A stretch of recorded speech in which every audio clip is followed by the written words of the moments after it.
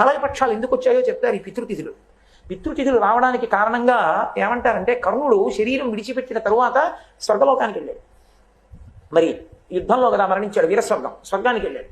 తీరా స్వర్గానికి వెళ్ళిన తర్వాత ఆయన బంగారం ఉంది, వెండి ఉంది, కిరీటాలు ఉన్నాయి, ముత్యాలు ఉన్నాయి, పగడాలు ఉన్నాయి, వజ్రాలు ఉన్నాయి, అన్నీ ఉన్నాయి, అన్నం నీళ్లు లేవు. ఆయన అన్నాడు, అదేమిటి అవి రెండు ఎందుకు లేవు అన్నాడు. నువ్వు అవి ఎప్పుడూ ఇవ్వలేదు ఎవరికి, కాబట్టి లేవు అన్నాడు. ఇవి ఇచ్చావు, ఉన్నాయి అనంతంగా. ఆయన అన్నాడు, నాకు చెయ్యడానికి ఎవడు లేడు.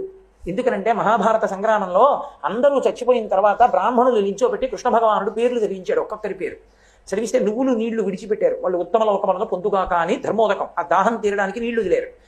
వదిలితే అందరి పేర్లు చదివితే ఒక్కొక్క పేరు చదివితే మావాడే అని ధృతరాష్ట్రుడు తెలివాడు, మావాడే అని ధర్మరాజు తెలివాడు.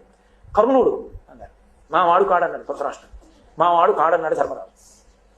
నువ్వులు నీళ్ళకి నోచుకోనివాడు కర్ణుడు. అప్పుడు ఉండలేకపోయింది ఇంకా కుంతీదేవి, ఏడుస్తూ వచ్చి నిజం చెప్పింది. ఆయన నా పెద్ద కొడుకు ధర్మరాజా, నీ అన్నగారు నువ్వు విడిచిపెట్టాడు. ఆయన అన్నాడు, ఎంత తప్పు చేయించావమ్మా, పెద్దవాణ్ణి పడగొట్టించి సింహాసనం నాకు ఇప్పించావు. ఆడదాని నోట రహస్యం దాగడం వల్ల ఇంత ఉపద్రవం జరిగింది కాబట్టి ఆడదాని నోట నువ్వు గింజ నానినంతసేపు నిజము నిలబడకుండుగాక అన్నగారు.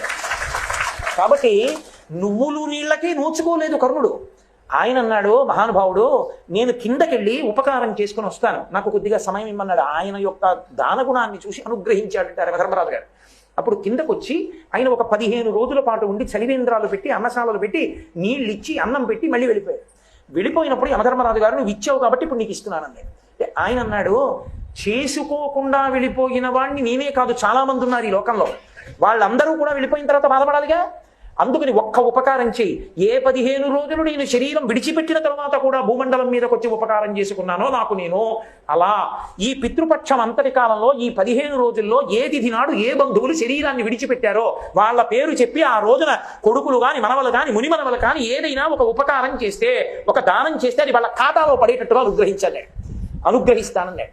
తల్లి కాని, తండ్రి కాని, పెదనాయన కాని, పినతండ్రి కాని, తాతగారు కాని, ముత్తాతగారు కాని పడిపోయిన తిథి తెలియకపోతే, అలా తెలియనప్పుడు మహళయ పక్షం అమావాస్య నాడు పెట్టేసింది. అందుకే దానికి మహళయ అమావాస్య అని పేరు. అసలు అమావాస్య నాడు మధ్యాహ్నం 12 గంటలకే పితృదేవతలు వచ్చి గుమ్మం ముందు నిలబడతారు నీళ్ల కోసం.